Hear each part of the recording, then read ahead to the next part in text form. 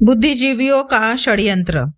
850 ईस्वी से पूर्व भारत की राज सत्ता एवं सांस्कृतिक सत्ता को देखकर किसी भी प्रकार के स्मृति पुराण या मनुस्मृति के बारे में सोचा भी नहीं जा सकता था।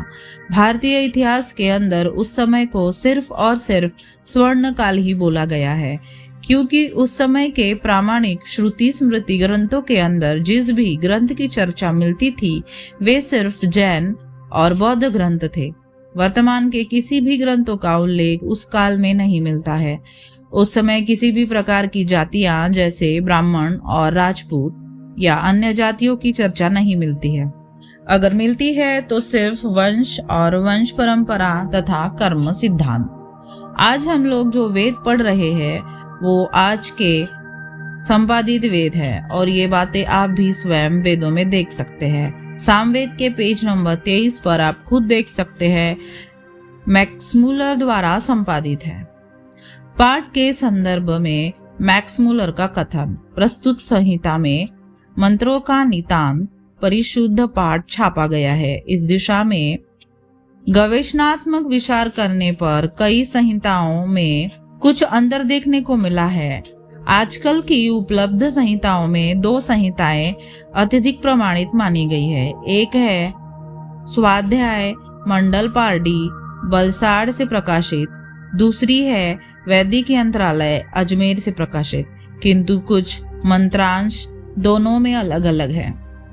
ऐसी स्थिति में हमने मैक्स मूलर द्वारा संपादित अक्टूबर 1849 ईसा में ऑक्सफोर्ड यूनिवर्सिटी से प्रकाशित प्राचीन पाठ को प्रामाणिक माना है और उसके अनुसार अपने पाठ को शुद्ध करके छापा है। आशा है जिस भाव से यह प्रयास किया गया है उसे उसी रूप में ग्रहण करते हुए पाठकगण इससे विशेष लाभ प्राप्त कर सकेंगे। भगवती देव शर्मा। आज हम और आप जो भी देख रहे हैं या समाज के लोग समझ रहे हैं, यह सारा का सारा आधुनिक काल के इतिहासकारों की देन है, जिन्होंने विगत 300 वर्षों के अंतराल में भारतीय इतिहास के बारे में और अपने स्वार्थ हेतु किताबों के अंदर गलत तरीके से लिखित और परिभाषित करने का काम किया है। इसके परिणाम स्वरूप आज का समस्त समाज दिग्भ्रमित और विकृत हो गया है। आज प्रामाणिक पुराणों की संख्या 18 है। 11वां पुराण भविष्य पुराण है, जिसमें ब्रिटिश काल की महारानी विक्टोरिया का इतिहास है।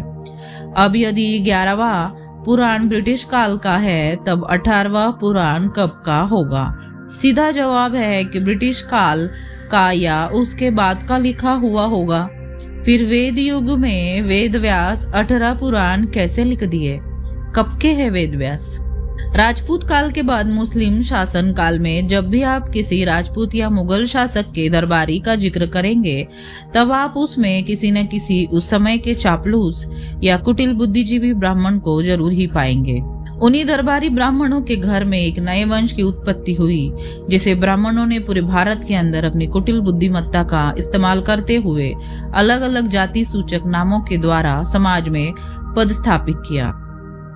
प्रथम पूर्वी भारत, जिसका नामकरण उत्तरी भारत के गंगा के मैदान भागों वाला इलाका यानी आज के इलाहाबाद के गंगा संगम से लेकर भागलपुर गंगा नदी के दोनों छोर में पड़ने वाले क्षेत्रों में ब्राह्मणों ने अपनी बुद्धिमत्ता और चापलूसी का परिचय देते हुए बादशाह से अपने पुत्र के जीवकोपार्जन हेतु भूमि उपहार में दिलवाते हुए उसको अपने से अलग करते हुए एक नई उपजाति सूचक नाम के साथ भूमियार के रूप में स्थापित किया।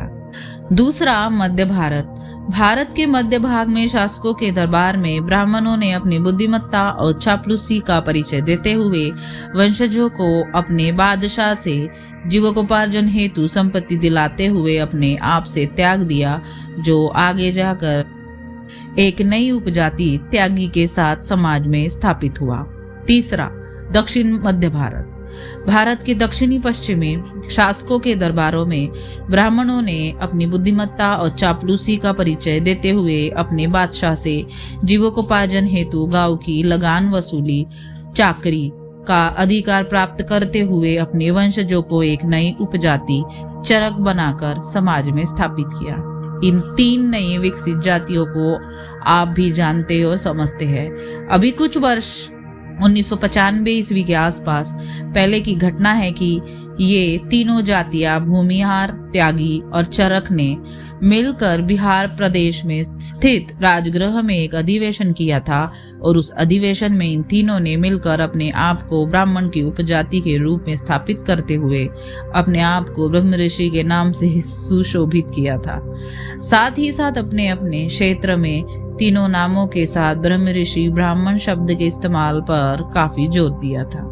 आप अगर ध्यान से इन तीनों जातियों भूमिहार, त्यागी, चरक का अध्ययन करेंगे तब पाएंगे कि इस समाज के अंदर तीन मुख्य विशेषताएं उपस्थित है। ब्राह्मण के जैसा कर्मकांडी, हमेशा सत्ता के साथ या राज दरबार में दरबारी जैसे चिपके रहना, सामंतवादी शासकों के जैसी झगड़ालू प्रवृत्ति। क्या मैं सही कह रहा हूँ? 1750 ईस्वी आते आते भारत की सत्ता व्यवस्था मुगलों के हाथों से खिसककर अंग्रेजों के हाथों में जा रही थी। अब भारत के अंदर बचे हुए ब्राह्मण, राजपूत और मुस्लिमों, बहुत से राजपूत जिन्होंने अपना हिंदू धर्म छोड़कर मुस्लिम धर्म कबूल कर लिया था, के सामने मुगलों को छोड़कर अंग्रेजों की जी हुजूरी करना मजबूरी बन गई थी, जिसकी वजह से ब्राह्मण और राजपूतों ने अपनी वाहवाही और पकड़ मजबूत करने हेतु अंग्रेजों के सामने अपनी 700 वर्षों की बनाई हुई खोखली वर्ण व्यवस्था और जातीयता की कमजोरी बताने का काम शुरू कर दिया। अंग्रेजों को बगैर मेहनत किए ही यहाँ की सामाजिक कमजोरी का पता चलना भी शुरू हो गया।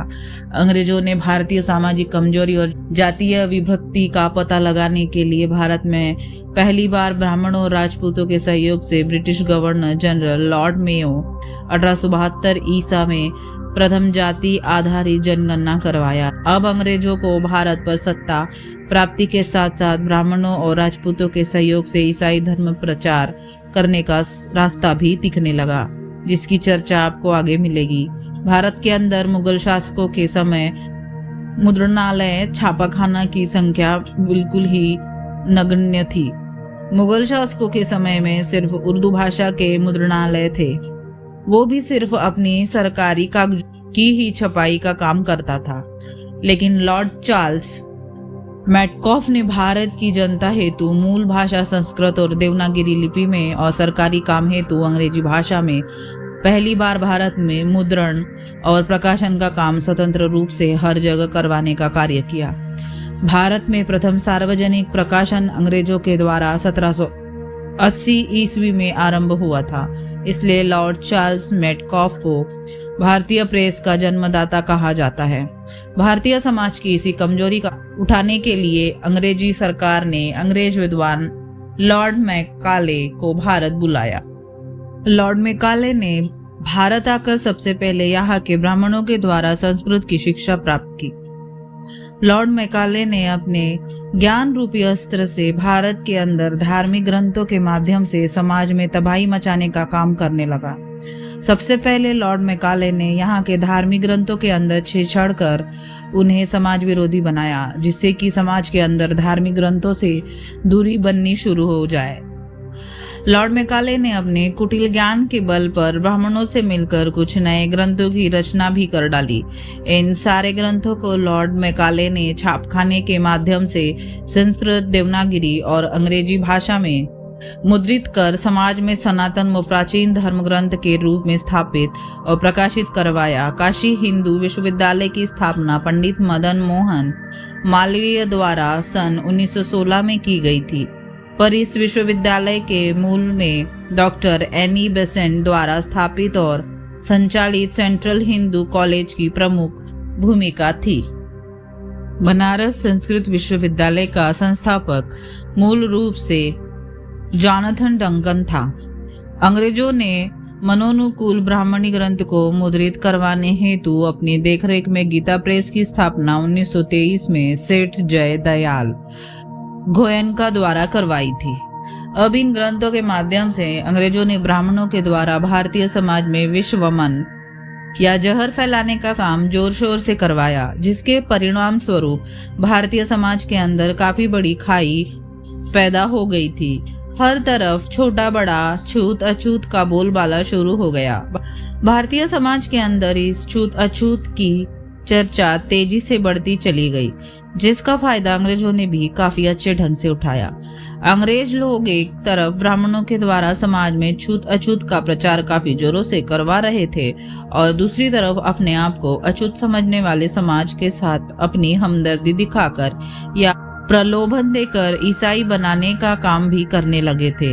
अब अंग्रेजों की सत्ता व्यवस्था और ईसाई धर्म प्रचार की व्यवस्था दोनों ही काफी अच्छे तरीके से चल निकली। इन्हीं सब जी हुजूरी को देखते हुए अंग्रेजी सरकार ब्राह्मणों और राजपूतों को अपने अधीन छोटे छोटे पदों पर नौकरी में रखने लगी। ब्राह्मण और राजपूतों ने भी इस नौकरी में परिवारवाद का भरपूर फायदा उठाया। फलस्वरूप आपको अंग्रेजों के समय से ही नौकरी में ब्राह्मण और राजपूतों की सर्वाधिक संख्या देखने को मिलेगी। क्या मैं सही कह रहा हूँ? अब आप स्वयं ही समझ सकते हैं कि उस काल में कौन कैसा था।